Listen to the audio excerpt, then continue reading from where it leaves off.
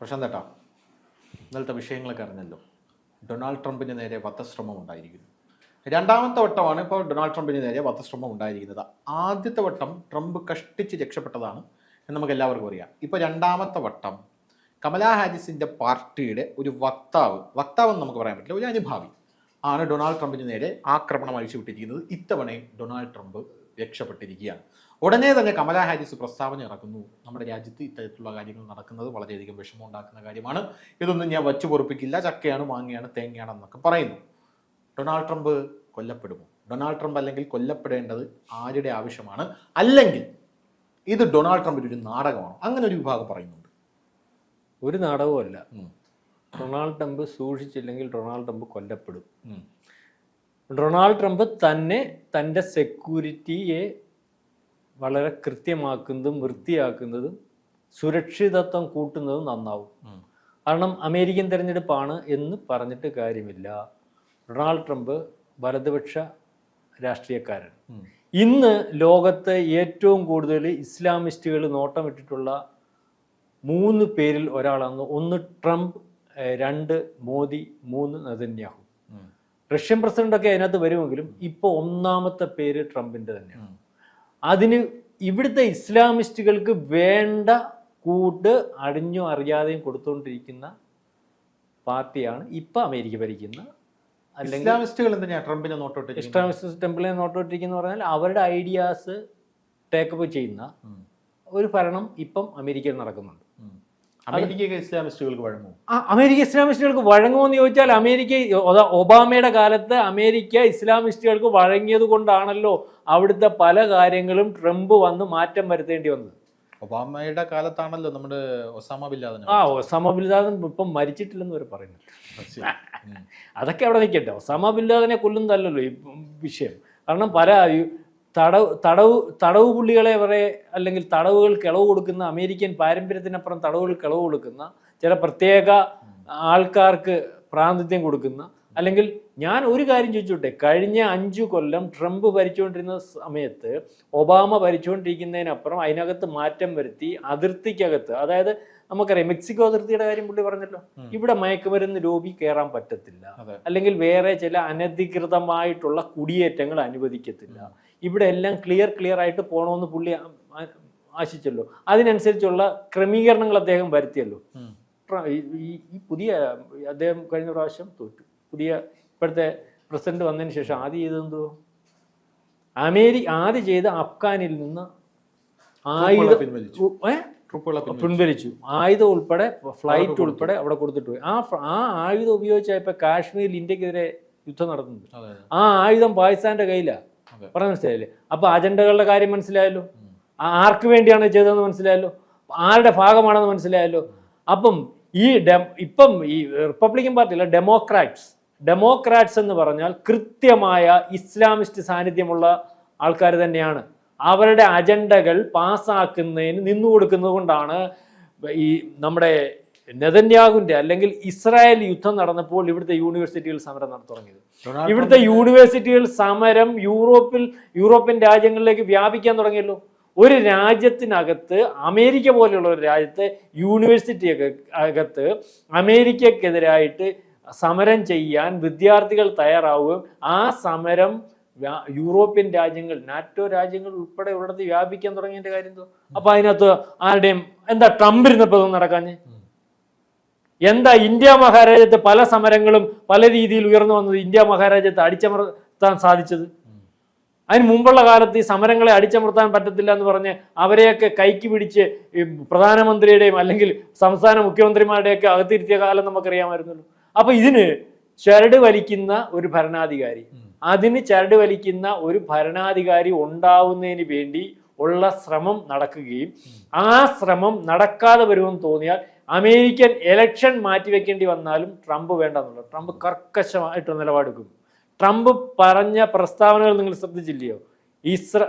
Israel വലുതാവേണ്ടതായിട്ടുണ്ട്. Greater Israel Trump വന്നു കഴിഞ്ഞാൽ കൃത്യമായിട്ട് ചെയ്യാൻ പറ്റും. അപ്പം ഈ ഇസ്ലാമിസ്റ്റ് സാന്നിധ്യം, ഡീപ് സ്റ്റേറ്റ് എന്ന് പറയുന്നതിനകത്ത് ഞാനില്ല എന്നാണ് ട്രംപ് പറഞ്ഞത്. ഡീപ് സ്റ്റേറ്റ് എന്ന് പറയുന്ന സംഭവം നമ്മളിപ്പം കുറച്ച് ദിവസം കൊണ്ട് അല്ലെങ്കിൽ കാലം കൊണ്ടാണല്ലോ ഡീപ് സ്റ്റേറ്റ് ഉണ്ട്, അമേരിക്കയ്ക്ക് അജണ്ടയുണ്ട്, അമേരിക്ക ഓരോ രാജ്യങ്ങൾക്കും എതിരെ നീങ്ങുന്നുണ്ട്. അതെല്ലാം തീരുമാനിക്കുന്നത് അവിടുത്തെ ഭരണത്തിനപ്പുറം അവിടുത്തെ ആയുധ ലോബിയും ചില വ്യവസായികളും ഭരണത്തിനകത്തുള്ള ആൾക്കാരും ഒക്കെ കൂടിയിരുന്നാണ് ചർച്ച ചെയ്യാൻ തുടങ്ങിയിട്ട്, അല്ലെങ്കിൽ ആൾക്കാർ അറിയാൻ തുടങ്ങിയിട്ട് കാലമൊന്നും ആയിട്ടില്ല. കൂടി വന്നേരം 5 കൊല്ലം 5 കൊല്ലത്തിനകത്തേ ധനുസരിച്ച്. പക്ഷേ ഈ ഡീപ് സ്റ്റേറ്റിനകത്ത് ഞാനില്ല എന്ന് പറഞ്ഞ അമേരിക്കയുടെ ഒറ്റ പ്രസിഡന്റ് ട്രംപ് മാത്രമേ ഉള്ളൂ. അതിനകത്ത് ആരൊക്കെ ഉണ്ടെന്ന് പറഞ്ഞ അദ്ദേഹം മാത്രമേ ഉള്ളൂ. ഒബാമയുണ്ട്, കമല ഹാരിസ് ഉണ്ട്, അല്ലെങ്കിൽ ബൈഡൻ ഉണ്ട് എന്ന് പരസ്യമായിട്ട് പറഞ്ഞ ആളാണ് ട്രംപ് ഇനി വേണ്ട. അമേരിക്കയിൽ ഇതിനു മുമ്പും നല്ല ഭരണാധികാരികളെയൊക്കെ വെടിവെച്ച് കൊല്ലുന്നതിലും ആ വെടിവെച്ച് കൊല്ലുന്നതിനകത്ത് അവിടുത്തെ ആയുധ വ്യാപാരികളൊക്കെ ഉണ്ടായിരുന്നു ഒക്കെയുള്ള കഥകളൊക്കെ നേരത്തെ ഉണ്ട്. പുറകോട്ട് പരിശോധിച്ചാൽ മനസ്സിലാവും. ഈ ട്രംപ് വളരെ കൃത്യമായിട്ട് ട്രംപിന്റെ മതത്തിന് പുറകിൽ വെളിയിൽ വരുന്നില്ലെന്നേ ഉള്ളൂ. അവിടെ ഇപ്പം ഭരിച്ചുകൊണ്ടിരിക്കുന്ന ഭരണാധികാരികൾക്ക് പോലും പങ്കുള്ള അവസ്ഥയിലേക്കായിരിക്കും അന്വേഷിച്ചത് മനസ്സിലാവും. വധശ്രമം. അപ്പം നമ്മൾക്ക് മനസ്സിലാവുന്നത് ഡീപ് സ്റ്റേറ്റിനകത്ത് ഇസ്ലാമിക് സാന്നിധ്യമുണ്ട്, സ്വാഭാവികമായിട്ടുണ്ട്. ഈ ഭരണം, അതായത് നമ്മൾ പറയുന്ന ശരിയല്ല, ഈ പൊട്ടനെ വെച്ച് 4 കൊല്ലം അവിടെ ഭരിച്ചു. അതായത് യാതൊരു വെളിവുമില്ല, എന്താ പറയുന്നതെന്ന് അറിയത്തില്ല. അയാളെ വെച്ച് 4 കൊല്ലം ഭരിച്ചപ്പോൾ അതിൻ്റെ ആനുകൂല്യങ്ങൾ ഏറ്റവും കൂടുതൽ ഉണ്ടാക്കിയെടുത്തത് ആരാണോ ആ ആൾക്കാർ തന്നെ അതിന് തുടർച്ചയായിട്ടുള്ള ഒരു ഭരണമാണ് ആഗ്രഹിക്കുന്നത്. ട്രംപ് വന്നാൽ ഇതെല്ലാം തകിടം മറിയും. ഇന്ത്യയുമായിട്ട് വേണ്ട രീതിയിലുള്ള ബന്ധമുണ്ടാകും. ഇവിടുത്തെ പാകിസ്ഥാൻ നേരത്തെ ഉപരോധം വന്നതുപോലെ വരും. റഷ്യയുടെ യുദ്ധം നിൽക്കും. ഇസ്രായേൽ ഗ്രേറ്റർ ഇസ്രായേൽ ആകും. ആ വലതുപക്ഷ വ്യതിയാനത്തിലേക്ക് ലോകത്തെ കൊണ്ടുപോകുന്നതിന് ട്രംപ് വളരെ കൃത്യമായിട്ട് പ്രവർത്തിക്കുമെന്നറിയാം. അതുകൊണ്ട് തന്നെ ഇസ്ലാമിസ്റ്റ് ഗ്രൂപ്പിന്റെ സാന്നിധ്യം ഡീപ് സ്റ്റേറ്റിനകത്തുണ്ട്. ട്രംപ് ജീവനോടെ ഉണ്ടെങ്കിൽ അദ്ദേഹം തന്നെ ജയിക്കും. ഇപ്പൊ വരുന്ന സർവേകൾ പോലും കള്ളമാണ്. കഴിഞ്ഞ പ്രാവശ്യം നിങ്ങൾ ശ്രദ്ധിച്ചോ, ട്രംപ് മത്സരിച്ചപ്പോൾ അവിടുത്തെ സർവേ വന്നത് യാതൊരു കാരണവശാലും ജയിക്കത്തില്ലെന്നുള്ള സർവേ വന്നു. പക്ഷെ ട്രംപ് ജയിച്ചല്ലോ. കഴിഞ്ഞ പ്രാവശ്യത്തെ ട്രംപിന്റെ പരാജയത്തിന് പുറകിൽ കഴിഞ്ഞതിന്റെ മുമ്പിലത്തെ പ്രാവശ്യം ട്രംപ് ജയിച്ച കഴിഞ്ഞ പ്രാവശ്യം ട്രംപിന്റെ പരാജയത്തിന്റെ പുറകിൽ അട്ടിമറി ഉണ്ടെന്ന് സംശയമുണ്ട്. അദ്ദേഹം അന്നതിൻ്റെ അതുകൊണ്ടാണല്ലോ പറഞ്ഞത്. ഈ പ്രാവശ്യത്തെ ഈ സർവേക്കകത്തും സംശയമുണ്ട്. ഇദ്ദേഹം തന്നെ ജയിക്കാനാണ് സാധ്യത. കാരണം ഈ ഇൻസിഡന്റ് കൂടെ കഴിഞ്ഞ് ഇനി നിങ്ങൾ ചോദിച്ചല്ലോ അതിനകത്ത് വ്യാജമുണ്ടോന്ന്. ആ വധശ്രമത്തിന്റെ പുറകിലെ ഗൗരവം കുറയ്ക്കുന്നതിന് വേണ്ടി ഉടനെ തന്നെ പ്രചരണം നടത്തി. ട്രംപ് തന്നെ ഓപ്പറേറ്റ് ചെയ്തതാണ്. കാരണം അതിന്റെ ആനുകൂല്യം കിട്ടാതിരിക്കുന്നതിന് വേണ്ടി. യഥാർത്ഥത്തിൽ അമേരിക്കയെ സ്നേഹിക്കുന്ന, ലോകത്തെ സ്നേഹിക്കുന്ന, അല്ലെങ്കിൽ ലോകത്തിന് വേണ്ട ഒരു വലതുപക്ഷ നേതാവാണ് ട്രംപ്. അതിന്റെ പുറകിൽ മോദി, അതിൻ്റെ പേര് നെതന്യാഹു, പിന്നെ റഷ്യൻ പ്രസിഡന്റ്. പക്ഷെ ഏറ്റവും മുമ്പിൽ ഇസ്ലാമിസ്റ്റ് ടാർഗറ്റ് ട്രംപാണ്. ആ ടാർഗറ്റ് ഒരുപക്ഷെ ഇപ്പം ഇരിക്കുന്ന ഭരണാധികാരികൾ പോലും അനുവദിച്ചു കൊടുക്കുന്ന അവസ്ഥയിലേക്കാണ് നമുക്ക് നോക്കുമ്പോൾ മനസ്സിലാവും. അപ്പോൾ ഈ ട്രംപിൻ്റെ ഈ വധശ്രമം ഭയങ്കരമായിട്ട് എല്ലാവരും ചർച്ച ചെയ്യുന്നുള്ള ഒരു കാര്യമാണ്. ഇതിൽ പറയാനുള്ള വേറൊരു പ്രധാനപ്പെട്ട ഒരു കാര്യം എന്ന് പറയുന്നത്, ഈ കമല ഹാരിസ് ആണല്ലോ ഇപ്പോൾ ട്രംപിന് എതിരാളിയായിട്ട് നിൽക്കുന്നത്. ഈ കമല ഹാരിസ് പക്ക ഉഡായിപ്പാണ് എന്നുള്ളൊരു റിപ്പോർട്ടും കഴിഞ്ഞ ദിവസം വന്നിട്ടുണ്ട്. അതായത് ഈ പ്രസിഡൻഷ്യൽ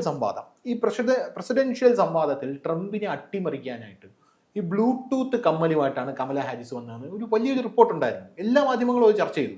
എന്ന് പറഞ്ഞാൽ ട്രംപ് ജെന്യൂനായിട്ട് മറുപടി പറയുമ്പോൾ കമല ഹാരിസിന്റെ പിറകിലിരുന്ന് ആരോ ഓപ്പറേറ്റ് ചെയ്യുന്നുണ്ട്. നമ്മുടെ ഈ ലൂസിഫർ സിനിമയിലെ ജതിൻ രാംദാസിനെ പെയിന്റ് അടിച്ചുകൊണ്ട് നിർത്തൂലേ, അതുപോലെ പിറകിലിരുന്ന് ഒരാൾ ഓപ്പറേറ്റ് ചെയ്യുന്നുണ്ട്. അപ്പൊ ഇതിൽ നിന്നൊക്കെ കൃത്യമായിട്ടൊരു കാര്യം വ്യക്തമാണ്.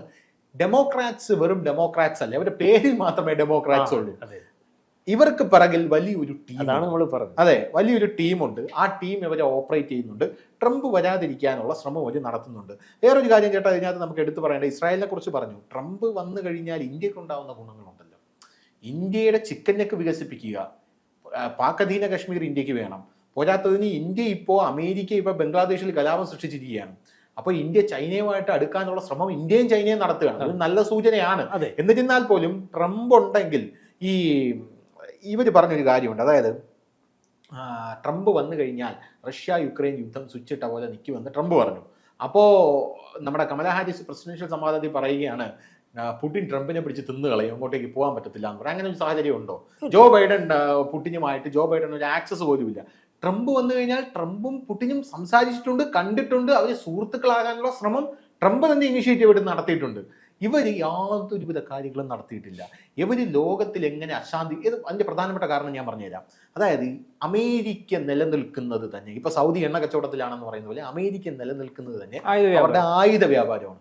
അതുകൊണ്ട് അവർക്ക് ഈ ലോകത്ത് എല്ലായിടത്തും യുദ്ധങ്ങൾ വേണം. ഇങ്ങനെ ഒരു കെണ്ടാന്തരം പിടിച്ച രാജ്യത്തിന് ഞാൻ എൻ്റെ ജീവിതത്തിൽ കണ്ടിട്ടില്ല, കരിയറിൽ കണ്ടിട്ടില്ല അവർക്ക് ആയുധം. അപ്പോൾ ആ ആയുധ വിപണിയിലോട്ട് ഇപ്പോൾ ഇന്ത്യയും കൂടെ വരികയാണ്. ഇപ്പോൾ ഇസ്രായേലിന് ഇന്ത്യ ആയുധം കൊടുക്കുന്നുണ്ട്, അമേരിക്ക കൊടുക്കുന്നതെന്ന് പറഞ്ഞാൽ ഇന്ത്യ ആയുധം കൊടുക്കുന്നുണ്ട്. അതുകൊണ്ട് ഇന്ത്യയെ തകർക്കുക എന്നുള്ളതും അവർക്കൊരു ലക്ഷ്യമാണ്. ഇപ്പം ട്രംപ് വന്നു കഴിഞ്ഞാൽ ചിലപ്പോൾ ട്രംപ് പറഞ്ഞെങ്കിൽ നമുക്കെങ്കിൽ സഹകരിച്ച് മുന്നോട്ട് പോകാം എന്നുള്ള നിലപാടൊക്കെ ട്രംപ് എടുത്തേക്കും. അത് വലിയ രീതിയിൽ ഇവർക്ക് ദോഷം ചെയ്യും എന്നുള്ളത് ഇവർ മനസ്സിലാക്കിയിട്ടുണ്ട്. അതുകൊണ്ട് കൂടെയാണ് ട്രംപിനെ, അത് വേറൊരു വശമാണ് കേട്ടോ, ട്രംപിനെ വകവരുത്താൻ. ഇപ്പോൾ പറഞ്ഞ ഇസ്രായേലിൻ്റെ വിഷയമുണ്ടല്ലോ, ഇസ്രായേലിന് ഒരു ട്രംപ് വന്നു കഴിഞ്ഞാൽ അതൊരു വലിയ ട്രംപ്, ഇസ്രായേൽ, സൗദി അറേബ്യ, ഇവർ 3 പേരും കൂടെ ഒരു വലിയൊരു ഇതായി മാറുമെന്നുള്ള കാര്യത്തിൽ. അപ്പോൾ കഴിഞ്ഞ ദിവസം ശ്രദ്ധിച്ചാൽ മനസ്സിലാവും ട്രംപ് ഏകദേശം ഇപ്പം അമേരിക്കയുടെ ഭരണം മാറുന്നു എന്നറിയുമ്പോൾ ഈ ഡീപ് സ്റ്റേറ്റിൻ്റെ വക്താക്കളും ഡീപ് സ്റ്റേറ്റിൻ്റെ ആൾക്കാരൊക്കെ അതിഭീകരമായിട്ട് അതിൻ്റെ സയൻസ് കാണിച്ചു തുടങ്ങും. ഇപ്പോൾ ഉദാഹരണത്തിന് ട്രംപ് അവിടെ വരുന്നു എന്ന് മനസ്സിലായി. ട്രംപ് വന്നു കഴിഞ്ഞാൽ ഇപ്പോൾ ഇറാൻ ഇന്ത്യയുമായിട്ട് സൗഹൃദത്തിലായിരുന്നു. പെട്ടെന്ന് ഇന്നലെ ഇറാൻ ഒരു പ്രസ്താവന ഇറക്കി, കണ്ടായിരുന്നോ? ഇറാൻ ഇന്നലെ പറയുകയാണ് ഇന്ത്യയിൽ മുസ്ലിങ്ങൾ ആക്രമിക്കപ്പെടുന്നു. അതെന്താ ഇറാൻ അങ്ങനെ ഒരു പ്രസ്താവന ഇറങ്ങേണ്ട ആവശ്യം? ട്രംപ് വന്നു കഴിഞ്ഞാൽ ഇന്ത്യ വേറൊരു തലത്തിലോട്ട് സൗഹൃദത്തിന് ഒരു ചാഞ്ചാട്ടം ഉണ്ടാവും. ഇപ്പോൾ ഇറാനിൽ നമ്മൾ അതിഭീകരമായിട്ട് സൗഹൃദം വെച്ച് പുലർത്തും. അവിടെ ചബഹർ തുറമുഖമുണ്ട്, നമുക്കത് വേണം, ഇറാൻ നമ്മുടെ സുഹൃത്താണെന്നുള്ള രീതിയിൽ സൗഹൃദം വെച്ച് പുലർത്തുന്നു. അത് അമേരിക്കയ്ക്കുള്ളൊരു ഇതൊക്കെ കൂടെയാണ്, അതുകൊണ്ടൊക്കെയാണ് നമ്മൾ അങ്ങനെ ചെയ്യുന്നത്. അപ്പോൾ ഇന്നലെ ഒരു കാരണവുമില്ലാതെ ഇറാൻ പറഞ്ഞിരിക്കുന്നു ഇന്ത്യയിൽ മുസ്ലിങ്ങളായിട്ടുള്ള ന്യൂനപക്ഷങ്ങൾ ആക്രമിക്കും. ഇപ്പം ഇന്ത്യ അതിന് ചെകിട്ടടിച്ചുള്ള മറുപടിയാണ് കൊടുത്തത്. അപ്പോൾ ഇതൊക്കെ ഇതിൻ്റെ ഒരു സയൻസ് ആണെന്നാണ് ഞാൻ മനസ്സിലാക്കുന്നത്. അതായത് അമേരിക്കയിൽ ഭരണം മാറാൻ പോകുന്നു എന്നുള്ളതിൻ്റെ പ്രധാനപ്പെട്ട സിമ്പിൾസ് ആണ് ഇതെന്നാണ് ഞാൻ മനസ്സിലാക്കുന്നത്. പക്ഷേ നമ്മുടെ കേരളത്തിലെ മാധ്യമങ്ങൾ വിട്, ലോക രാജ്യങ്ങളിലുള്ള സകല മാധ്യമങ്ങളും പറയുന്നത് ട്രംപ് വരില്ല എന്നുള്ളതാണ്. എന്താ മാധ്യമങ്ങൾ പിന്നെ ട്രംപിനെതിരെ നിൽക്കുന്നത്? ഇതിൻ്റെ കാര്യം ചോദിക്കുമ്പോൾ അവസാനമായിട്ട് എനിക്കൊരു കാര്യം കൂടെ ചോദിക്കണം. അതായത് ട്രംപ് അവിടെ അധികാരത്തിലേറിയപ്പോൾ ഇവിടെ നരേന്ദ്രമോദിയെ ഇടതുപക്ഷ മാധ്യമങ്ങളും കാരവാനും അവനുമാരും ഒക്കെ കടിച്ചീറി ആക്രമിക്കുന്ന പോലെ ട്രംപിനെ ആക്രമിച്ചു. ട്രംപ് അവിടെ ഭരിച്ചുകൊണ്ടിരിക്കുമ്പോൾ 10 ലക്ഷം കോവിഡ് മരണങ്ങൾ നടന്നു എന്ന് ഇവർ പറഞ്ഞു. ഇന്ത്യയിൽ ഗംഗയിൽ മൃതദേഹം ഒഴിലേക്ക് സെയിം പാറ്റേൺ ആണ്. പക്ഷെ ജോ ബൈഡൻ അവിടെ കയറി. ജോ ബൈഡനും കോവിഡിന്റെ സമയത്താണ് കയറിയത്. സ്വിച്ച് ഇട്ട പോലെ ഈ മരണ വാർത്തകളൊക്കെ നിന്നു. ജോ ബൈഡൻ കയറിയ ശേഷം ആരും മരിച്ചില്ല എന്നുള്ളൊരു പ്രതി. എന്താ മാധ്യമങ്ങൾക്ക് ട്രംപിനോട് ഇത്തരത്തിലുള്ളൊരു സമീപം? ഇടത് ഇസ്ലാമിക എക്കോസിസ്റ്റം പേറുന്ന മാധ്യമങ്ങളാണോ സകല മാധ്യമങ്ങളും? എല്ലാ മാധ്യമങ്ങളും ഒരുപോലെ പറയാം അല്ലേ? ഇപ്പം ധനുഷ് പറഞ്ഞതിനകത്ത് ആദ്യം പറഞ്ഞത് കമലാ ഹാരിസിനെ നിയന്ത്രിക്കുന്നു എന്നുള്ള. അതെ അതെ, കമലാ ഹാരിസിനെ കൃത്യമായിട്ട് നിയന്ത്രിക്കുന്നു എന്നുള്ളതാണ് ഞാൻ അതിനു മുമ്പ് പറഞ്ഞുകൊണ്ട് വന്നത്. അത് കൃത്യമാണ്. അപ്പം ഈ കമലാ ഹാരിസിനെ നിയന്ത്രിക്കുന്ന വിഭാഗത്തിൽ വരുന്ന മാധ്യമങ്ങളും അത് ധനുഷിന് അറിയാം. പക്ഷേ ഞാൻ പറയണം എന്ന് ധനുഷ് നിർബന്ധം പിടിക്കുന്നു എന്നുള്ളതേ ഉള്ളൂ. ലോകത്തുള്ള മുതലാളിമാരുടെ എല്ലാം മുതലാളിമാരെ വളരെ കൃത്യമായിട്ട് പരിശോധിച്ചാൽ, ഇന്ത്യയിലുടനീളമുള്ള പ്രമുഖ മാധ്യമങ്ങളുടെ മുതലാളിമാരെ അല്ലെങ്കിൽ ആ ഫണ്ടർമാരെ അത്യാവശ്യം പരിശോധിച്ചാൽ ഇതാര് നിയന്ത്രിക്കുന്നു എന്ന് വളരെ കൃത്യമായിട്ട് മനസ്സിലാവും. ഇത് ഹിന്ദു എന്നൊരു പത്രം, ഞാൻ ഉദാഹരണം പറയുകയാണ്, അല്ലെങ്കിൽ ഇതുപോലുള്ള പേരുകളുള്ള പത്രങ്ങളുടെ പോലും ഫണ്ടർമാരും മുതലാളിമാരെയും നിങ്ങൾ ഇന്ന് പോയിരുന്ന് പരിശോധിച്ചാൽ മതി, പ്രേക്ഷകർ ഉൾപ്പെടെ പരിശോധിച്ചാൽ മതി. അതുപോലെ തന്നെയാണ് ലോകത്തുടനീളമുള്ള അമേരിക്കയിലെ പ്രധാനപ്പെട്ട മാധ്യമങ്ങൾ ചെയ്തുകൊണ്ടിരിക്കുന്നത്. അമേരിക്കയിലെ ദേശാഭിമാനി എന്ന് പറഞ്ഞൊക്കെ പറയുന്ന വാൾ സ്ട്രീറ്റ്, അമേരിക്കയിലെ ദേശാഭിമാനി എന്ന് പറയുന്ന പത്രമൊക്കെ കളിയാക്കി പറയാറുണ്ടല്ലോ. അതുപോലെ മാധ്യമം, ഈ പറയുന്ന ഇസ്ലാമിസ്റ്റുകൾ അവർ ചെയ്യുന്ന ജോലിയുടെ ഒരു ഭാഗം വളരെ കൃത്യമായിട്ട് ജനങ്ങളിൽ വാർത്തകൾ അവരാഗ്രഹിക്കുന്നത് പോലെ എത്തിക്കുന്നതിന് മാധ്യമങ്ങളെ ഉപയോഗിക്കുന്നു. ഇനി ഇവരുടെ കയ്യിലില്ലാത്ത മാധ്യമങ്ങളാണെങ്കിൽ പോലും ആ മാധ്യമ സ്ഥാപനത്തിൽ ജോലി ചെയ്യുന്നവരെ വിലക്കെടുത്ത് വാർത്തകൾ വളച്ചൊടിക്കുന്നതിന് ഇന്ത്യയിൽ പണി ചെയ്യുന്നത് പോലെ ലോകത്തുടനീളം പണി ചെയ്യുന്നുണ്ട്. അതുകൊണ്ട് തന്നെയാണ് ഞാൻ ഈ പറഞ്ഞത്, വല്ലാത്തൊരു പവറാണിത്. ഇസ്ലാമിസ്റ്റ് പവർ എന്ന് പറഞ്ഞാൽ അതിൻ്റെ ഫണ്ടും കാര്യങ്ങളും ജോറസോറസും ഇതുപോലുള്ള വളരെ വലിയ ഒരു കൂട്ടത്തിൻ്റെ ഒരു നീക്കമാണ്, ലോകം മൊത്തമുള്ള നീക്കമാണ്. അത് മനസ്സിലാക്കണം. ആ നീക്കത്തിനകത്ത് മറ്റേതെന്ന് പറഞ്ഞാൽ രാജ്യത്തിന് വേണ്ടിയുള്ള നീക്കം, വലതുപക്ഷ രാഷ്ട്രീയം.